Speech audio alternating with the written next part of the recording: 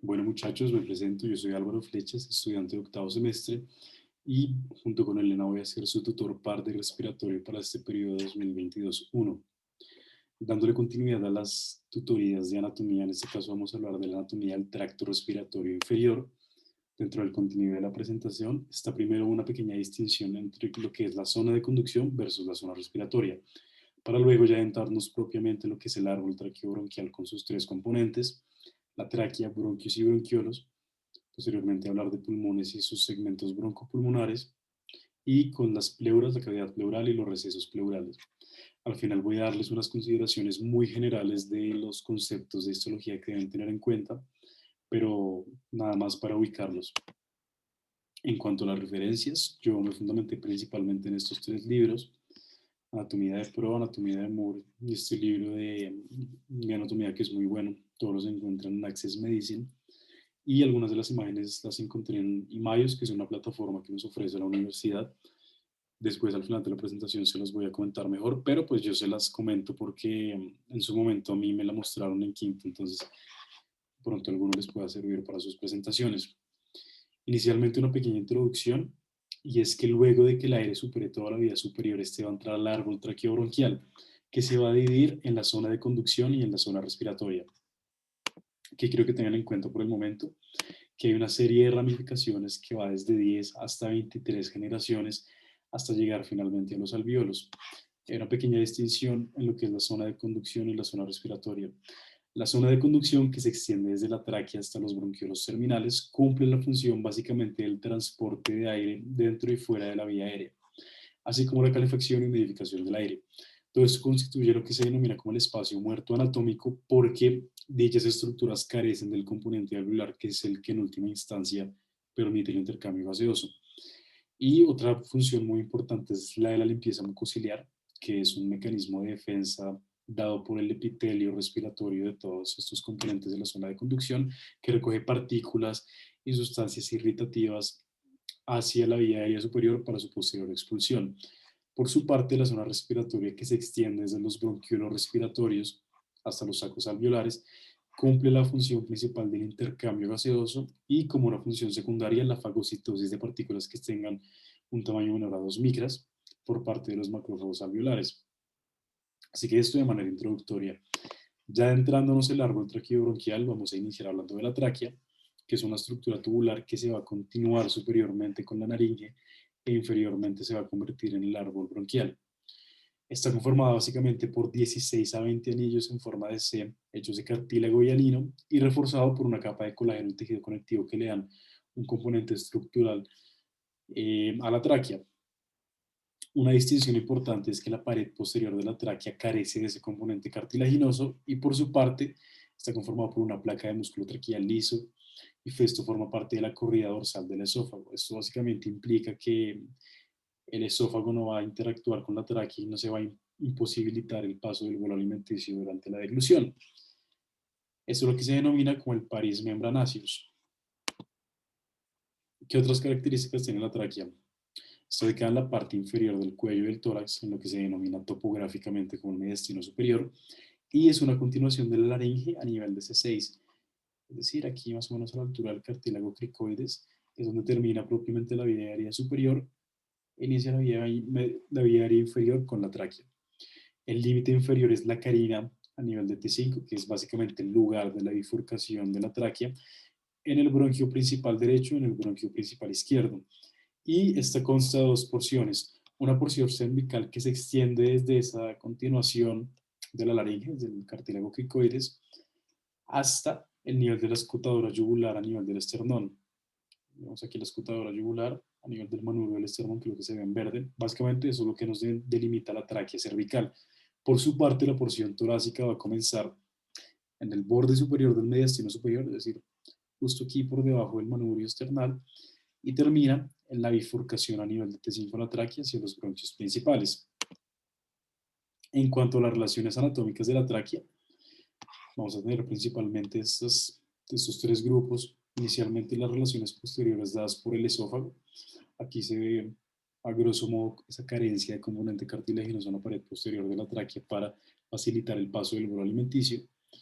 Y la aorta descendente y la columna vertebral.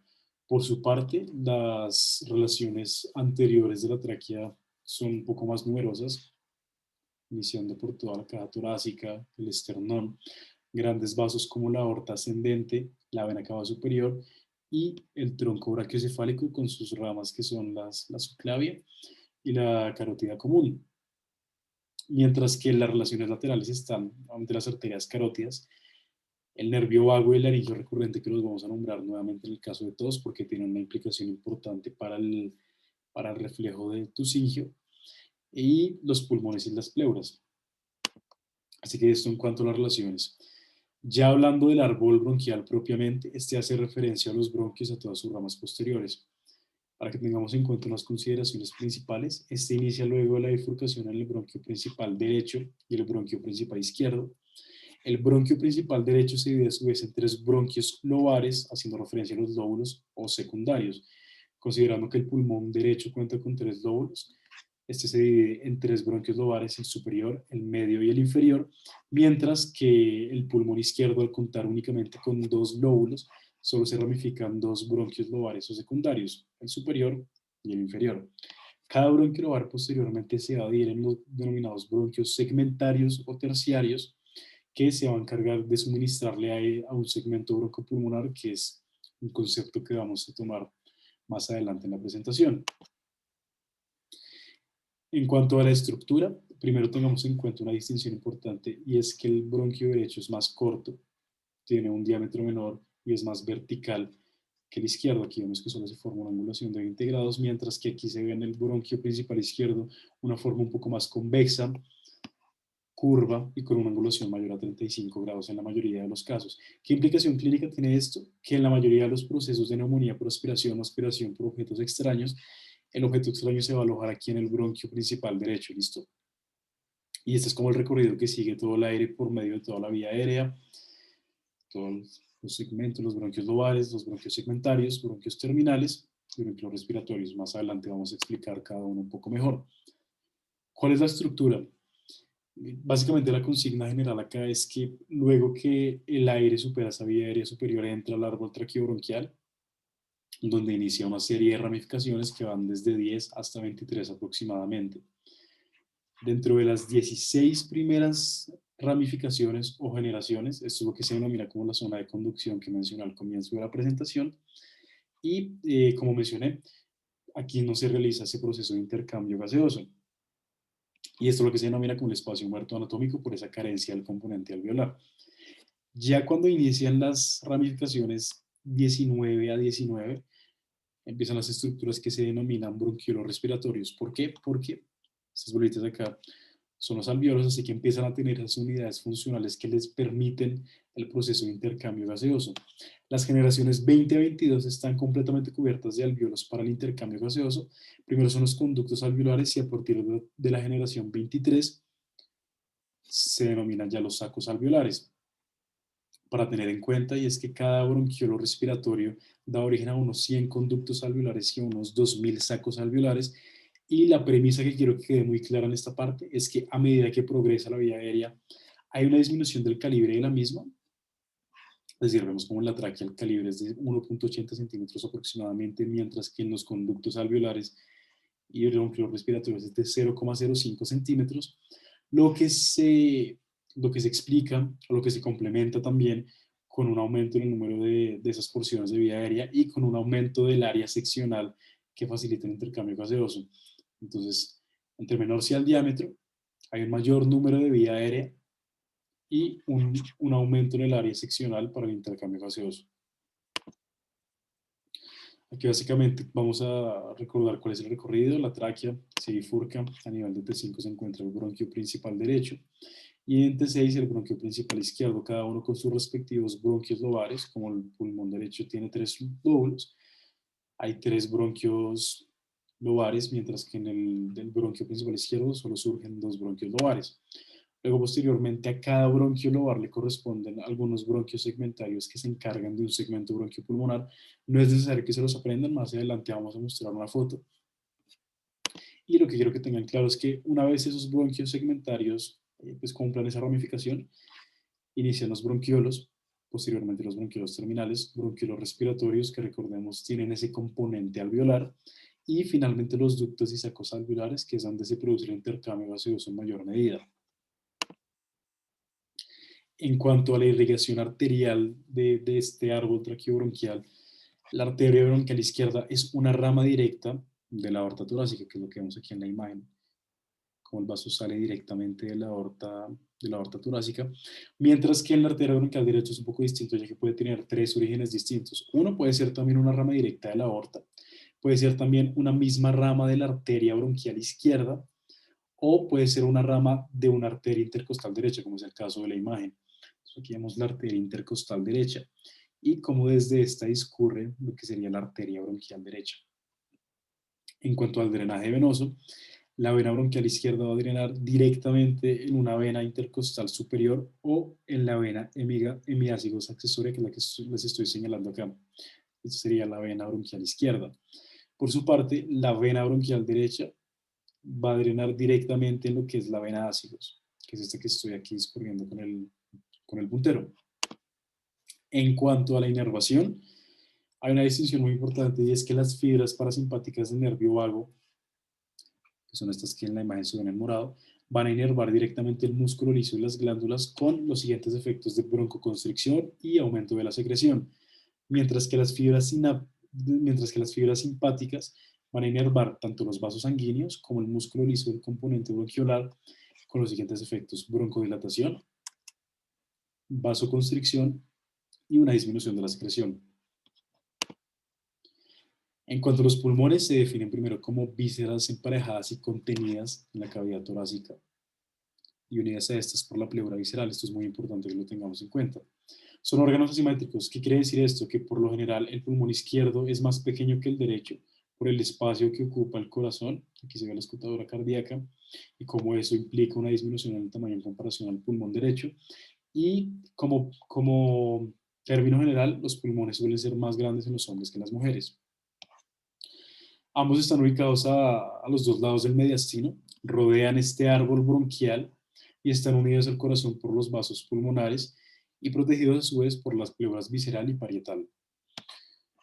Un concepto muy importante es que cada pulmón tiene una base que va a reposar sobre el diafragma, un ápice pulmonar que se va a proyectar por encima de la primera costilla, es decir, por lo general la primera costilla se encuentra acá más o menos y el ápice pulmonar siempre se proyecta superior a esta.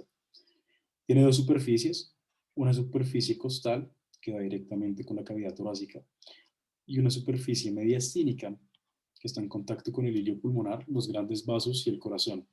Y tres bordes, un borde anterior, un borde posterior que no se puede ver en la imagen y el borde inferior delimitado por el diafragma. Entonces esta es la regla del 1, 2, 3 para recordar algunas de las dimensiones con las que cuentan los pulmones. Otro de los componentes importantes es el hilio pulmonar, que se encuentra entre T5 y T7 y básicamente es el punto de entrada y salida de estructuras como el bronquio pulmonar derecho e izquierdo, las arterias pulmonares, las venas pulmonares, con sus respectivos vasos bronquiales, el plexo autónomo pulmonar y los vasos linfáticos.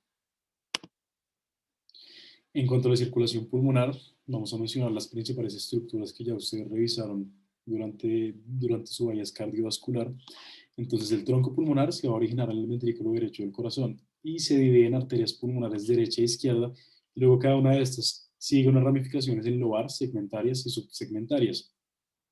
La arteria pulmonar izquierda está superior al bronquio principal izquierdo y se va a conectar al arco de la aorta por el ligamento arterioso, que es básicamente un remanente embrionario del ductus arterioso que revisamos en segundo semestre. Entonces, ese remanente embrionario es el que permite ese ligando entre la aorta y la arteria pulmonar izquierda. Por su parte, la arteria pulmonar derecha se encuentra posterior a la aorta y a la vena cava superior y anterior al bronquio principal derecho. Las venas pulmonares surgen luego como el resultado del proceso de intercambio gaseoso, se originan en los alveolos y se forman dos venas pulmonares en cada pulmón y cuatro venas pulmonares que se fusionan en la aurícula derecha. Lo más complejo de esta parte es recordar cuáles son las relaciones de cada una, entonces aquí les traigo una mnemotecnia para recordarlo. Está en inglés, pero creo que es bastante buena, las RALs. Entonces, la arteria pulmonar derecha se encuentra anterior al bronquio principal derecho, mientras que la arteria pulmonar izquierda se encuentra superior al bronquio principal izquierdo.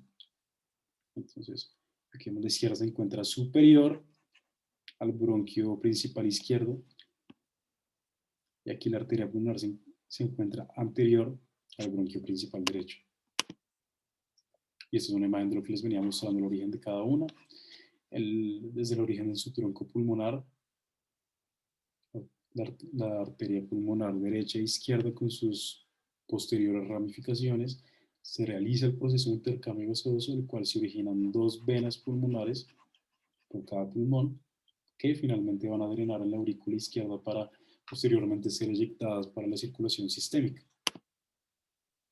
En cuanto a la comparación de los dos pulmones, el pulmón derecho consta de tres lóbulos, un lóbulo superior, medio e inferior, dos cisuras, esta cisura oblicua, esta es la cara posterior y esta es la cara anterior, entonces la cisura oblicua transcurre de posterior a anterior y de superior a inferior, y hace la división entre lo que es el lóbulo superior y el lóbulo inferior. Que es importante, esta otra cisura horizontal, que es un poco más transversa en comparación a la otra, que nos hace la distinción entre el lóbulo superior y el lóbulo medio del pulmón derecho. En adición, contamos con una superficie mediastinal que está adyacente al corazón, a la vena cava superior, la vena cava inferior, las venas ácigos, que es donde drena el componente de las venas bronquiales, y el esófago. ¿Qué quiero que tengan en cuenta? Este tema de las proyecciones y las cisuras, porque si, por ejemplo, voy a anotar acá, contamos con una lesión que se encuentre en esta zona, por una proyección posterior anterior o anterior en radiografía de tórax, es imposible determinar si la lesión se encuentra efectivamente en el lóbulo inferior o en el lóbulo medio, porque vemos que se solapan. Por eso siempre ustedes tienen que pedir tanto una proyección posterior anterior como una proyección lateral para determinar si efectivamente se encuentra la lesión en el lugar donde ustedes sospechaban. ¿Listo? Entonces era como lo que quería que tuviéramos en cuenta del pulmón derecho. Mientras que el pulmón izquierdo cuenta con dos lóbulos, un lóbulo superior e inferior. Cuenta con una língula que es básicamente una proyección análoga a lo que sería el lóbulo medio, pero que el resto del espacio que normalmente ocuparía el lóbulo medio pulmonar, en este caso está ocupado por la muesca cardíaca del corazón. Hay una única cisura oblicua, nuevamente, cara posterior, cara anterior. Esa cisura transcurre desde posterior a anterior y de superior a inferior y hace la división entre el lóbulo superior y el lóbulo inferior. En adición, la superficie mediastinal en este caso está adyacente al corazón, al arco aórtico, a la aorta torácica y al esófago. Y esto es lo que les mencioné anteriormente, cómo en las proyecciones se solapa a veces las dimensiones de cada uno de los lóbulos. Aquí se puede ver claramente los tres lóbulos en una proyección anterior-posterior, pero si vemos la proyección posterior-anterior, vemos que la mayor parte del espacio va a estar ocupada por el lóbulo inferior. Esto teniendo en cuenta el recorrido que sigue sobre todo la cisura oblicua y luego la cisura horizontal. Por eso nuevamente les reitero, siempre pidan una proyección posterior anterior y una proyección lateral en sus radiografías de tórax. En cuanto a los segmentos broncopulmonares, básicamente que son unas divisiones o unidades funcionales que son más grandes, que son las más grandes de los lóbulos pulmonares. Como premisa o característica general, cada segmento tiene su propio suministro de aire por un bronquio terciario y sangre por una rama de la arteria pulmonar, arteria bronquial y vena bronquial. Es una distribución asimétrica porque no es el mismo número de segmentos broncopulmonares en el pulmón derecho que en el pulmón izquierdo, que es lo que les señalo acá en estos dos cuadros. Por lo general, en el pulmón izquierdo, el segmento 1 y 2 suelen estar funcionados y puede que el segmento 7 y 8 estén funcionados o que de lleno el segmento 7 esté ausente. Y es lo que les voy a mostrar acá en la siguiente imagen. No necesitan aprendérselo todos, yo creo que lo principal es que sepan que cada segmento broncopulmonar está inervado, está, perdón, irrigado por aire, o se le suministra aire por parte de un bronquio terciario, que son los que se ven acá con colorcitos. Y que en el pulmón izquierdo, por lo general, el primer y segundo segmento están unidos. El número 7 suele estar ausente o fusionado con el 8. Así que eso con respecto a los segmentos broncopulmonares. Y básicamente ustedes los pueden definir como unidades funcionales, porque implican el proceso de intercambio gaseoso, anatómicas, porque vemos que cada uno tiene un límite, y sobre todo unidades quirúrgicas. Y es que si, por ejemplo, los pacientes cursan con procesos neoplásicos contenidos exclusivamente en un segmento broncopulmonar, se hace una resección quirúrgica exclusiva de ese segmento broncopulmonar para no afectar los procesos ventilatorios y respiratorios del resto del pulmón, ya que solo se vería afectado ese segmento broncopulmonar, su bronquio segmentario terciario, sin tener ninguna otra implicación. En cuanto a las pleuras, se definen como membranas serosas de doble capa que recubren las paredes de la cavidad torácica y la superficie de los pulmones. Se van a extender virtualmente tan lejos y tan ancho como la cavidad torácica. Es decir, que esto va muy sujeto al proceso de ventilación. En la medida que el tórax se expanda, también lo van a hacer las pleuras. Esto cuenta con los siguientes límites. Un límite superior, que es una raíz del cuello 2 o 3 centímetros por encima de la primera costilla, al igual que el ápice pulmonar, como les mencioné. Un límite inferior dado por la superficie torácica del diafragma. Recordemos que dentro de las superficies inferiores de los pulmones siempre va a estar limitadas por el diafragma. A nivel medial, por el mediastino y todo lo allí contenido, principalmente grandes vasos y corazón. Y a nivel lateral, por la superficie interna de la caja torácica y los músculos intercostales. En cuanto a la pleura parietal, va a revestir la superficie interna de la cavidad torácica, es decir, no entra en contacto nunca con los pulmones. Está separado de la misma por una fascia endotorácica que la une a la misma y también la mantiene separada de la pleura visceral. La pleura parietal se clasifica según las estructuras adyacentes. Entonces puede haber una pleura parietal costal, diafragmática, mediastínica y cervical, que es lo que se ve aquí en la imagen. La cervical, mediastínica, diafragmática y costal. Esta está inervada por neuronas sensoriales generales, es decir, sensibles al dolor, lo que implica que dentro de todo el sistema somatosensorial, si hay algún estímulo doloroso que se sense por este sistema somatosensorial, va a seguir la ruta regular de las vías del dolor y por lo tanto el paciente puede referir dolor. Por eso cuando los pacientes, por ejemplo, con neumonía, refieren un dolor que les duele el pecho, que les duele la inspiración, ese es el denominado dolor pleurítico, donde hay una inflamación de la pleura parietal exclusivamente. Es un dolor que se puede señalar, está contenido, por decirlo de alguna forma, y es fácil de caracterizar. Es muy típico de la neumonía. Entonces, sí, eso sería por parte de la pleura parietal, mientras que la pleura visceral va a recubrir la superficie exterior de los pulmones y es contigua a la pleura parietal con el hilio de cada pulmón. Este cubre las fisuras pulmonares porque de pronto se puede pensar que como son líneas o divisiones anatómicas no está cubierta por pleura visceral, pero sí lo están. Junto con esta pleura parietal, lo que van a hacer es producir y reabsorber el líquido pleural. Los vasos linfáticos de esta pleura van a eliminar la mayor parte de este líquido pleural y la distinción más importante de la pleura visceral es que está inervada por neuronas sensoriales viscerales, es decir, que no son sensibles al dolor, no se podría referir, no sería un dolor fácil de caracterizar, a diferencia del dolor pleurítico por inflamación de la pleura parietal. Dentro de la cavidad pleural es un espacio virtual, nunca puede ser visto de alguna forma, que divide tanto la pleura visceral como la parietal. En él está contenido el denominado líquido pleural, que cumple primero la función de lubricar y facilitar el movimiento y deslizamiento de los pulmones dentro de la pared torácica. Y la otra función importante es que el fluido le otorga una tensión superficial a los pulmones y a la caja torácica que mantiene a los pulmones expandidos y en contacto con la pared torácica.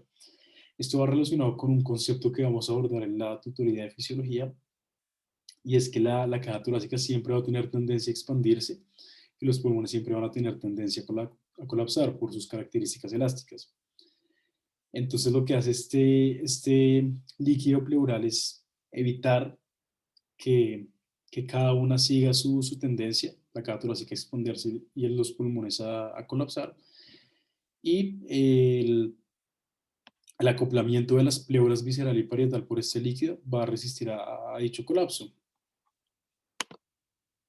En cuanto a los recesos pleurales, se definen básicamente como los lugares donde el pulmón no llena completamente el saco pleural, dentro de los cuales vamos a explicar o vamos a abordar dos que tienen relevancia clínica. Un receso costodiafragmático, que es el que vemos acá, es el más grande, y es el receso donde la pleura parietal costal, es decir, esta de acá, se encuentra con la pleura parietal diafragmática. Recordemos que la pleura parietal se divide por segmentos según la región anatómica por la que transcurra. Básicamente esto tiene una implicación clínica en procesos de derrame pleural. En la radiografía de tórax hay un borramiento de estos recesos costodiafragmáticos porque estos recesos se llenan de líquido y dejan de verse en la radiografía de tórax. Mientras que el receso costomediastínico es el receso donde la pleura parietal costal se encuentra con la pleura parietal mediastínica en una proyección anterior. Como vemos, es un poco más pequeño, difícil de delimitar, pero de todas formas tiene una relevancia clínica. Y hay un borramiento de esta en procesos de cardiomegalia, porque la silueta o la música cardíaca tiene una mayor ocupación dentro de la cavidad torácica que la normal. Bueno, culminada esta parte de anatomía, vamos a ahondar algunos conceptos importantes de la histología de cada uno de los componentes del árbol. Iniciando con la histología traqueal, esta estructura consta de 4 capas. Una capa mucosa, que es básicamente el famoso epitelio respiratorio, entonces es ese epitelio columnar pseudoestratificado ciliado con células caliciformes productoras de mucina o moco, para que se entienda mejor. Debajo de este epitelio está su respectiva membrana basal. Recordemos, todo epitelio debe tener su membrana basal. Luego está la submucosa, conformada principalmente por tejido conectivo, fibras de elastina, glándulas mucosas y músculo liso. Luego está una capa músculo-cartilaginosa que contiene el cartílago hialino característico de la tráquea y un músculo liso intermedio que altera las dimensiones de la tráquea, modula que tanto aire entra y sale de la misma y nuevamente tiene una implicación en el reflejo de la tos cuando la vía aérea detecta algunos reflejos irritativos y se lleva a cabo este reflejo. Esto también lo vamos a revisar durante el caso de disnea. Finalmente está una capa adventicia compuesta por un componente fibroelástico de tejido conectivo. Esta imagen resume muy bien como las distinciones más importantes que quiero que tengamos en cuenta de todo el árbol traqueobronquial. Los bronquios, al igual que la tráquea, tienen ese epitelio pseudoestratificado ciliado, que es esto que vemos acá. Los cilios, con su importancia como el aparato mucociliar, es decir, la limpieza de la vía aérea, detección de partículas, con su posterior transporte hacia la vía aérea superior para su expulsión.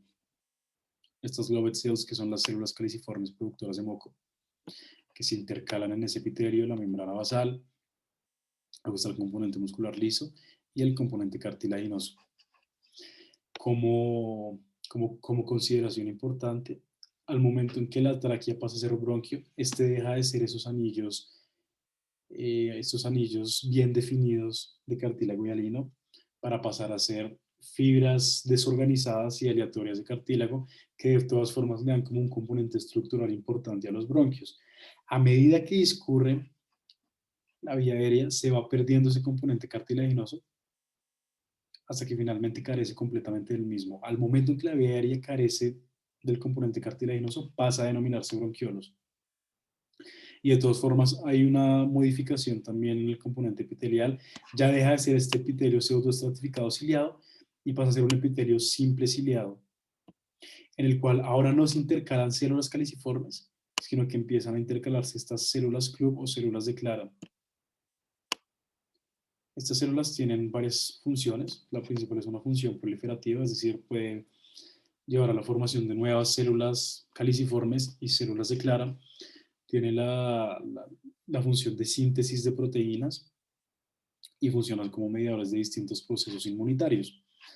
Luego está el componente muscular liso y la ausencia de cartílago, que es lo más importante. En los bronquiolos terminales hay una nueva modificación del epitelio. Ahora ya no es un epitelio simple columnar, sino un epitelio ciliado cuboide, donde también se hace el intercalamiento de estas células de Clara o células club con el componente muscular liso. Esto con respecto a la zona conductoria, que recordemos no tiene ninguna función para el intercambio gaseoso. En cuanto a la zona respiratoria, están los bronquiolos respiratorios que ya tienen ese componente alveolar. Tenemos un epitelio simple, cuboide, es decir, ya no tenemos el aparato mucociliar que permite la limpieza de la vía aérea, y con las células de Klein intercaladas.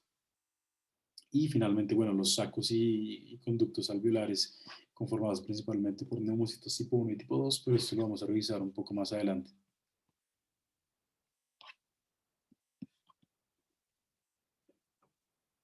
Esta es una imagen que esquematiza muy bien la premisa de este componente de histología, y es que a medida que discurre o avanza la vía aérea, como yo les mencioné anteriormente, disminuye su tamaño.